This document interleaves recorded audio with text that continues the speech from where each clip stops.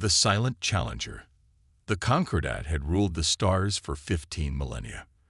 Their massive ships, each the size of a small moon, commanded respect in every corner of the known galaxy.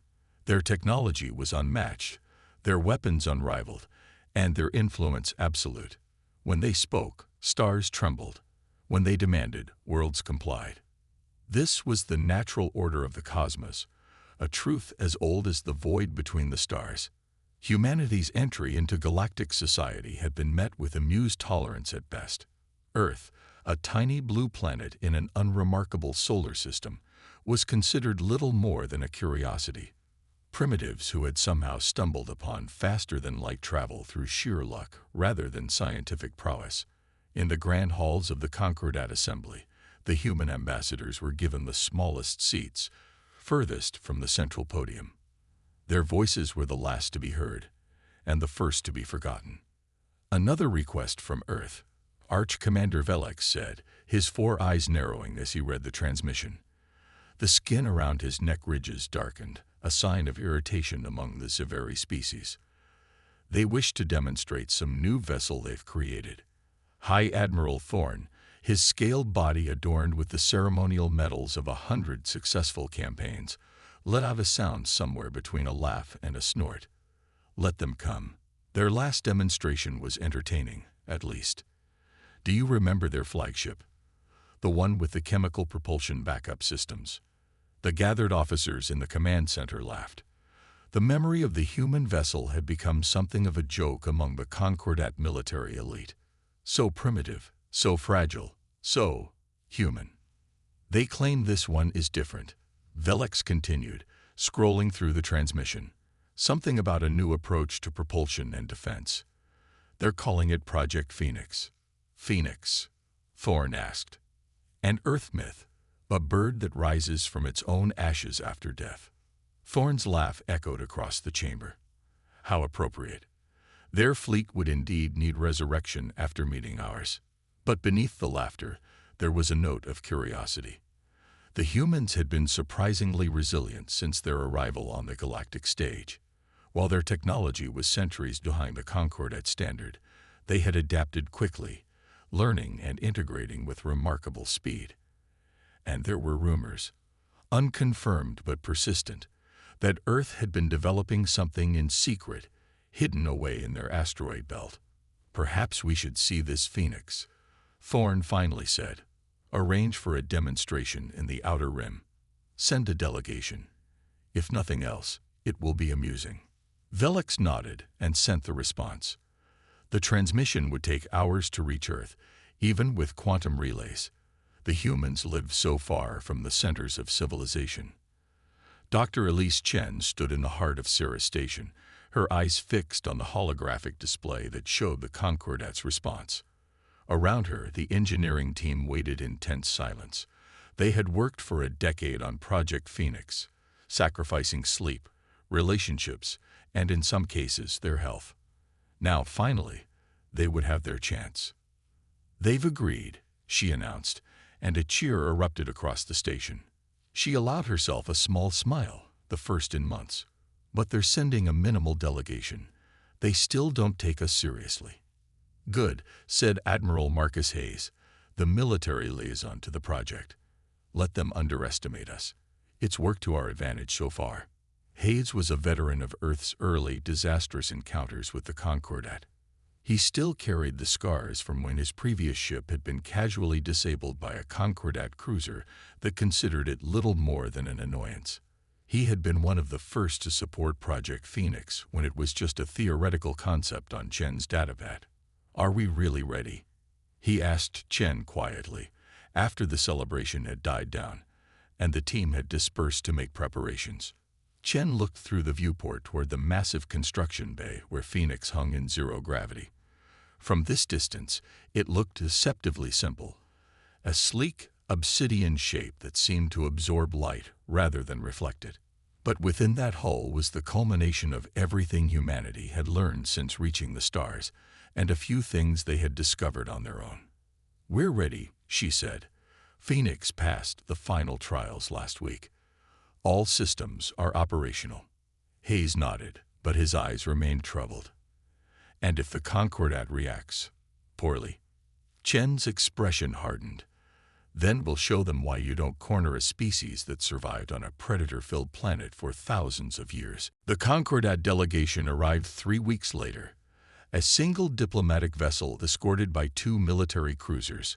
By Concordat standards, it was an insultingly small representation, barely worthy of a minor trade negotiation.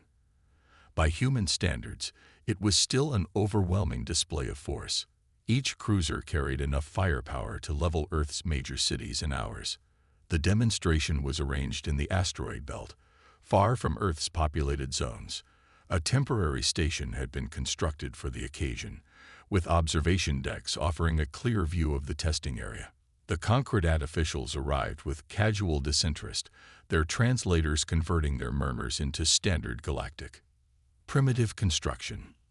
Look at these materials, barely space-worthy. Do they really think they can impress us? Admiral Hayes greeted them with practiced diplomacy, swallowing his pride as he escorted them to the observation deck. Dr. Chen was already there, supervising the final preparations through a neural interface connected to her temple. "Welcome to Project Phoenix," she said, not bothering to stand as the Concordat officials entered. Her lack of deference was deliberate, a small assertion of equality that did not go unnoticed. High Admiral Thorne, the senior Concordat representative, looked down at her with ill-concealed disdain. Standing over 7 feet tall, with iridescent scales and prominent cranial ridges, he physically dominated the room. "We have allotted 3 hours for this demonstration. I hope it will be sufficient."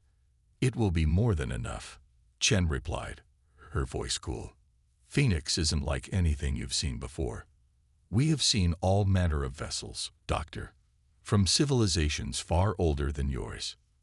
"Not like this," she insisted, and there was something in her tone, a certainty, an edge, that made Thorne pause. The observation deck fell silent as the lights dimmed. Through the reinforced viewport, they could see the empty space between the scattered asteroids where the demonstration would take place. A series of targets had been positioned at varying distances, simple metal structures, unmanned drones, and sensor arrays. "Where is this Phoenix?" asked one of the Concordat officers. Chen smiled and tapped a command into her neural interface.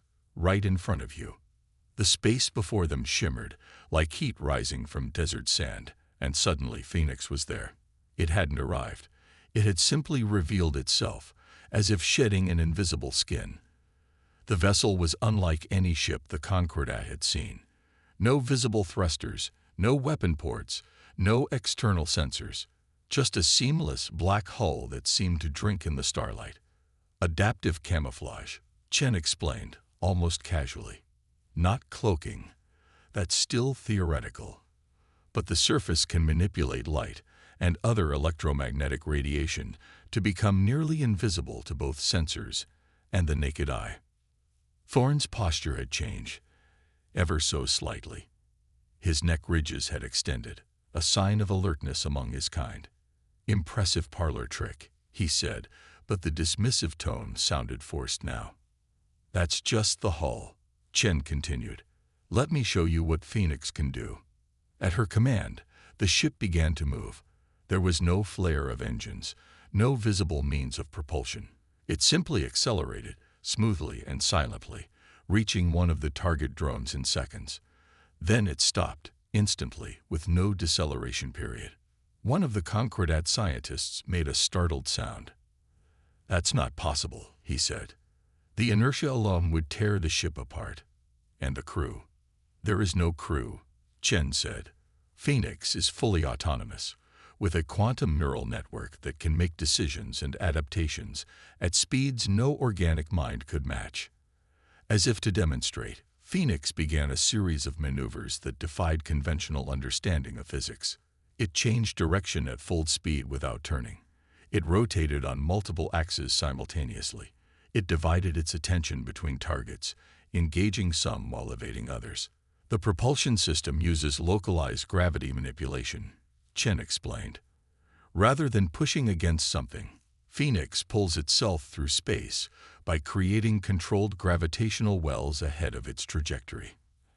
Admiral Hayes watched the Concordat delegation's reactions with grim satisfaction. The dismissive postures were gone. The casual arrogance had evaporated. They were witnessing something that challenged their understanding of what was possible and its defensive capabilities. Thorne asked, his voice carefully neutral. Chen nodded to Hayes, who activated a secondary control panel. From one of the escort vessels, a low-power targeting beam locked onto Phoenix, standard procedure for identification between ships. Phoenix's response was immediate. Its hull rippled, the surface shifting and realigning at a molecular level. The targeting beam dispersed, scattered in 1,000 directions, unable to maintain its lock. The hull is composed of programmable matter, Chen said. Each molecule can be reconfigured in real time to respond to threats, absorbing or redirecting energy, changing physical properties as needed. That's just a targeting beam, Thorne said, but his voice had lost its certainty. Would you prefer a more aggressive demonstration? Chen asked. Before Thorne could respond, one of his officers stepped forward. This programmable matter, it's theoretical. Even our most advanced research stations have only created it in laboratory conditions, in samples no larger than a few cubic centimeters. Chen's smile was thin. We had certain advantages in our research. Earth's varied environments and extreme conditions provided unique insights. The unspoken message was clear. The Concordat had underestimated humanity's scientific capabilities, had dismissed them for too long. As the demonstration continued, Phoenix displayed weapon systems that operated on principles unfamiliar to the Concordat observers. Instead of conventional energy beams or projectiles, it used precisely controlled gravitational distortions to disable targets without destroying them. Asteroids were moved, drones were immobilized, sensor arrays were rendered inoperative, all without visible damage. The philosophy behind Phoenix isn't destruction, Chen explained. It's control. Why destroy what you can neutralize? Why kill when you can incapacitate? An admirable sentiment, Thorne said, but his eyes had hardened, though perhaps naive in the face of true conflict. The demonstration reached its climax when Phoenix approached the largest target, an old cargo hauler that had been repurposed for the occasion. As the observers watched, Phoenix extended what appeared to be tendrils from its hull. These connected with the hauler's surface, and within minutes, the derelict ship's systems began coming online. Nanoscale repair and repurposing, Chen said. Phoenix can repair damaged vessels, or in extreme cases, convert enemy resources to support its own objectives. The implications were clear and deeply unsettling to the Concordat delegation. A vessel that could turn an opponent's resources against them represented a paradigm shift in space warfare. As Phoenix completed its demonstration and returned to its initial position, the observation deck remained silent. The Concordat officials exchanged glances, their body language conveying a mixture of disbelief, concern, and in some cases, fear. Finally, High Admiral Thorne spoke. You've created something unexpected, Dr. Chen. The Concordat will need to reassess its understanding of Earth's technological capacity. Chen nodded, her expression neutral. That was our intention. May I ask what prompted the development of such a vessel? Earth has no enemies in the galaxy. The Concordat ensures peace for all member worlds. Insurance, Admiral Hayes interjected, against the possibility that peace might not always be guaranteed. The tension in the room was palpable. What had begun as a dismissive inspection had transformed into something far more significant, the recognition of a potential shift in the galactic balance of power. As the Concordat delegation prepared to leave, Thorne approached Chen privately. This demonstration will have consequences, Doctor. The Concordat Council will not overlook the sudden emergence of such technology. Chen met his gaze steadily. We're counting on it, Admiral. Humanity has been overlooked for too long. The Concordat ships departed within the hour, their departure accelerated by an apparent urgency in High Admiral Thorne's manner. As they disappeared into the depths of space, Admiral Hayes joined Chen at the viewport. "They'll be back," he said quietly, "and not with a diplomatic vessel." Chen nodded, watching the distant stars. "Phoenix was never meant to stand alone," she said. "It's just the first." In the shadows of the asteroid belt, other shapes began to shimmer into visibility. 1, then 10, then dozens. A fleet of obsidian vessels, each identical to Phoenix, each waiting for the inevitable confrontation to come. The Concordat had laughed at humanity's efforts for too long. No one was laughing now. Reckoning in the stars. The Concordat War Council convened within hours of High Admiral Thorne's return. The massive chamber, carved from a single asteroid and reinforced with materials harvested from a neutron star, hummed with anxious energy. The typically methodical proceedings had been abandoned in favor of urgent deliberation. "It cannot be allowed to exist," Thorne declared, the memory of Phoenix's capabilities still fresh in his mind. "If the humans have truly mastered programmable matter and gravitational manipulation at that scale, they represent a fundamental threat to Concordat supremacy." Supreme Strategist Nyx, her crystalline form refracting light in patterns that conveyed her agitation, spoke next. The demonstration was likely a deception, a single prototype, perhaps enhanced with temporary systems to appear more capable than it truly is. "I considered that possibility," Thorne replied. "Our sensors detected no evidence of trickery. Furthermore, their ambassador's confidence was concerning." The Council's attention shifted to the holographic display at the center of the chamber, showing detailed scans of Phoenix taken during the demonstration. Analysis algorithms had been working ceaselessly to understand the vessel's capabilities, but many aspects remained unexplained. "We must act decisively," declared War Minister Krell, his tentacled appendages flexing with agitation. "If the humans have one such vessel, they may soon have more. We cannot allow them to build a fleet that might challenge our dominion." The Council murmured in agreement. For 15,000 years, the Concordat had maintained its position through technological superiority. Species that developed too quickly were carefully managed, their innovations appropriated, their military potential limited through treaties and restrictions. Humanity had somehow slipped through these controls, developing in isolation until they emerged with technology that rivaled or even surpassed the Concordat's own. "Then it is decided," announced Grand Chancellor Zoll, the highest authority in the Concordat hierarchy. His ancient body, sustained through countless rejuvenation cycles, seemed to sag under the weight of the decision. "We will dispatch the 7th Fleet to the Sol system. They will demand the surrender of all Phoenix-class vessels and the associated technology." "And if they refuse?" asked the junior counselor. The chamber fell silent. The answer was obvious to all. The 7th Fleet carried enough firepower to reduce Earth's surface to molten slag. It was a scenario that had played out dozens of times in the Concordat's long history. Upstart species who refused to acknowledge their place in the cosmic hierarchy were made examples of. "Let us hope," Chancellor Zoll said slowly, "that humanity values its survival above its pride." On Earth, the response to the Concordat's approaching fleet was not panic but grim determination. When the first long-range sensors detected the massive formation of ships moving toward the Sol system, emergency protocols that had been developed over a decade went into effect. In the secure command center beneath Geneva, Earth's Unified Defense Council gathered. Representatives from every major nation sat around a circular table, their faces illuminated by the tactical displays showing the approaching threat.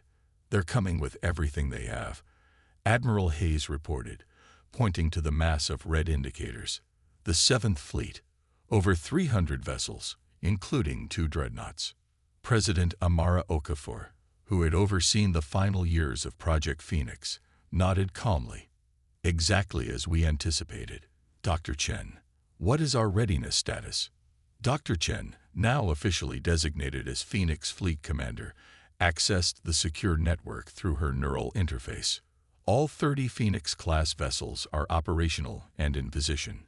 The asteroid belt defense grid is armed and ready.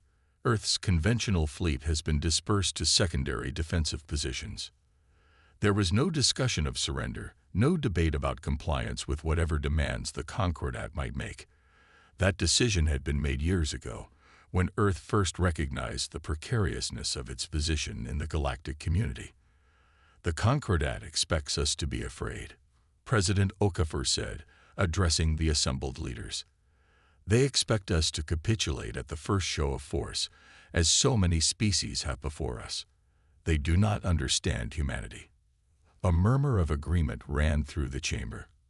Earth's history was filled with examples of resistance against overwhelming odds, of innovation born from desperation, of the indomitable human spirit facing extinction and refusing to submit. We will not strike first, Okafor continued, but we will respond with everything we have. Today, humanity stands its ground. The Concordat fleet emerged from faster-than-light travel at the edge of the Sol system, their massive forms casting long shadows across the void. The flagship, a vessel nearly the size of Earth's moon, established communication immediately. "This is High Admiral Thorne of the Concordat 7th Fleet." The transmission began, broadcast on all frequencies in perfect standard galactic. "We address the leaders of Earth. The vessel designated Phoenix represents a violation of Concordat technology restrictions. All such vessels and related technology must be surrendered for inspection and appropriation. Compliance must be confirmed within 1 standard galactic hour. Failure to comply will result in corrective action." The message was clear, the threat unmistakable. Throughout the galaxy, similar scenarios had played out hundreds of times, always with the same result: submission or obliteration. Earth's response came not in words but in action. As the Concordat's ultimatum expired, the Phoenix fleet decloaked, revealing not 1 but 30 identical vessels arranged in a defensive formation around Earth and its lunar colonies. Simultaneously, hundreds of smaller defense platforms became visible throughout the asteroid belt, creating a multi-layered defensive grid that had been invisible to Concordat sensors. On the bridge of his flagship, High Admiral Thorne received the visual data with a mixture of shock and growing unease. "Impossible," he muttered, "to build so many." "Admiral," his second-in-command reported, "we're detecting unusual energy signatures from the human vessels. They appear to be communicating with each other at quantum levels." Before Thorne could process this information, a transmission arrived from Earth. Dr. Chen's face appeared on the main display, her expression calm but determined. "High Admiral Thorne," she said, "Earth rejects your ultimatum. The Phoenix fleet was created for the defense of our world and our colonies. We have no aggressive intentions toward the Concordat, but we will not surrender our right to protect ourselves." Thorne's neck ridges darkened with anger. "Then you have chosen extinction, Doctor. The Concordat cannot allow such technology to remain in unauthorized hands." Chen's expression didn't change. "You still don't understand what Phoenix represents, Admiral. It's not just a weapon or a ship. It's the next step in our evolution as a spacefaring species." "Enough," Thorne roared. "All vessels, commence attack pattern Sigma 9. Target Earth's defensive grid and the Phoenix vessels."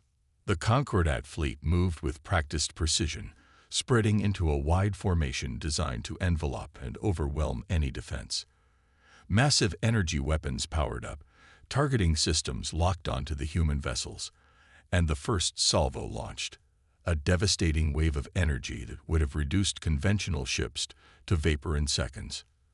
But the Phoenix fleet was anything but conventional. As the Concordat's attack reached them, the Phoenix vessels didn't attempt to evade. Instead, their hulls rippled and shifted, the programmable matter reconfiguring in real time to absorb and redirect the incoming energy.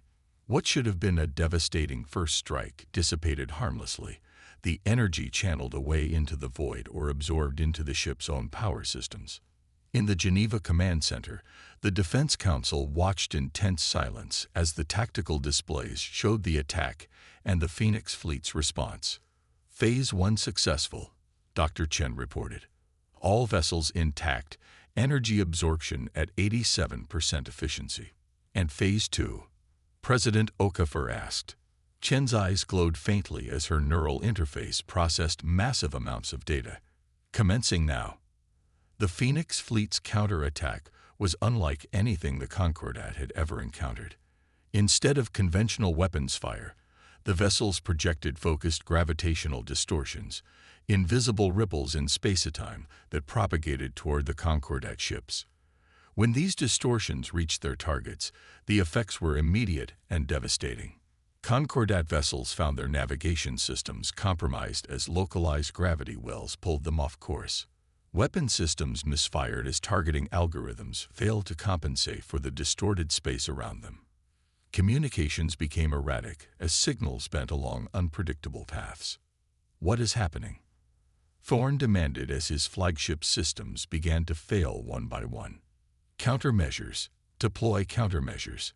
But the Concordat had no effective countermeasures against this form of attack. Their technology, while advanced, was based on principles they had refined over millennia without significant innovation. They had never needed to develop defenses against gravitational weapons because no species had ever deployed them at this scale. The Concordat fleet's formation began to fragment as ships struggled to maintain position against the invisible forces pulling them in multiple directions. Vessels collided, energy cores destabilized, and the carefully coordinated attack fell into chaos. Through it all, the Phoenix fleet moved with perfect coordination, their quantum-linked neural networks allowing them to function as a single organism with 30 bodies.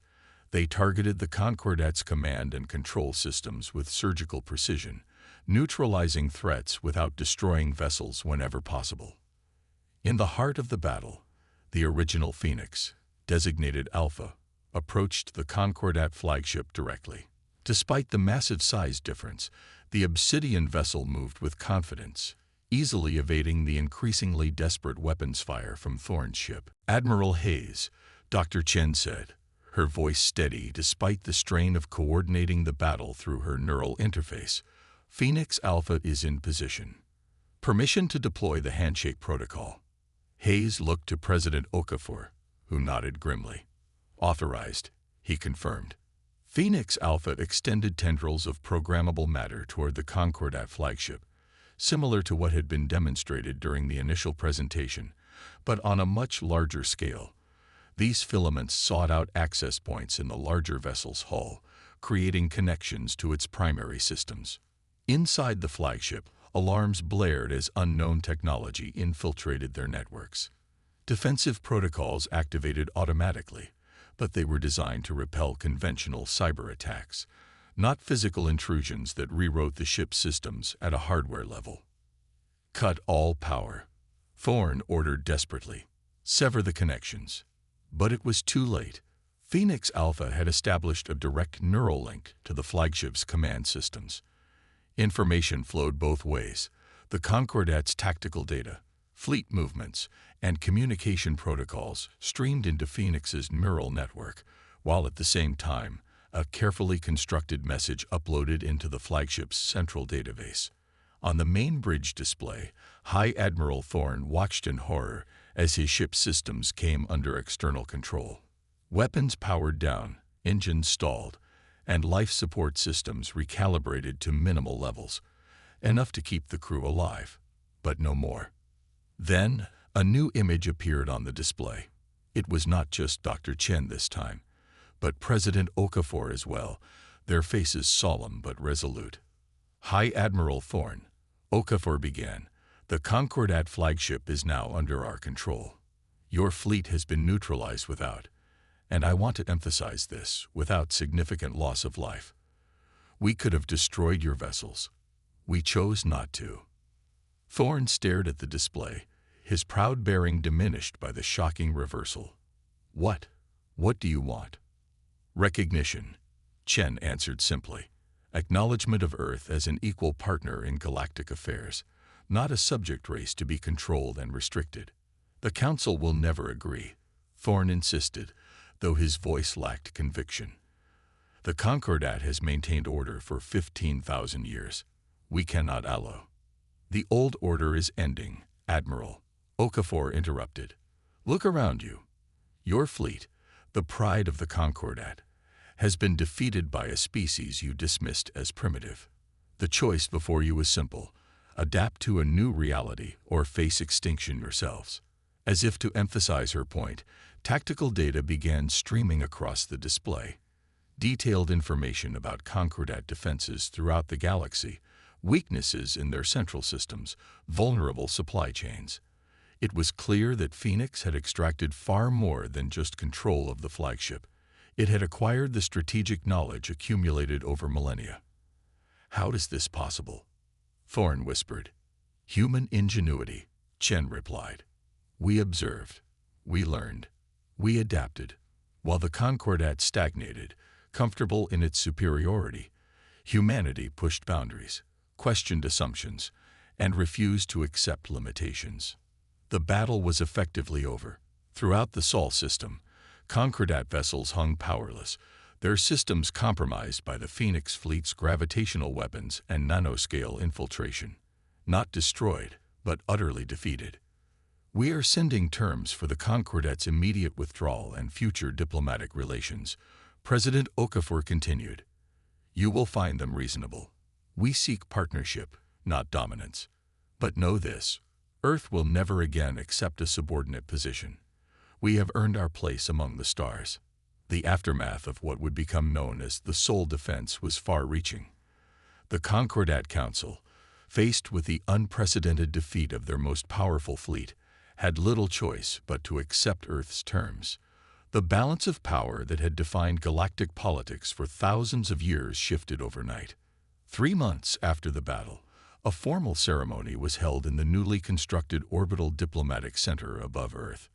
Representatives from across the galaxy gathered to witness the signing of the Earth-Concordat Accord, a treaty that recognized humanity's sovereign right to develop technology without restriction and established Earth as a full voting member of the Galactic Council.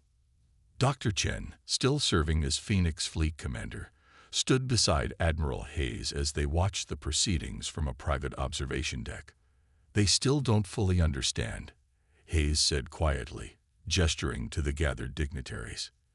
"They think Phoenix is just a weapon, a lucky breakthrough." Chen nodded. "Let them think that. It gives us time." The truth was more complex and far more significant. Phoenix represented not just a technological revolution, but a philosophical one. A fundamentally different approach to humanity's relationship with technology and with the universe itself. The ships were learning, evolving with each passing day as their neural networks processed new experiences and challenges. The programmable matter that formed their hulls was becoming more responsive, more adaptive. The quantum links between vessels were strengthening, creating a collective intelligence that retained individual autonomy while benefiting from shared experience. "Phase 3 is proceeding ahead of schedule," Chen continued, her neural interface displaying progress reports only she could see. "The deep space installations are 70% complete. By this time next year, we'll be ready to begin exploring beyond the known galactic boundaries." "And the Concordat?" Chen's expression softened slightly. "They'll adapt. They've survived this long by being pragmatic. Once they move past their wounded pride, they'll recognize the opportunities this new paradigm presents." As if on cue, High Admiral Thorn approached them, now serving as the Concordat's diplomatic liaison to Earth. The defeat had changed him. The arrogance was gone, replaced by a wary respect. "Commander Chen, Admiral Hayes," he greeted them formally. "The Council has approved your proposal for a joint research initiative. They are curious about the potential applications of programmable matter in non-military contexts." "A wise decision," Chen replied. "We'll begin transferring the preliminary data immediately." As Thorn departed, Hayes gave Chen a questioning look.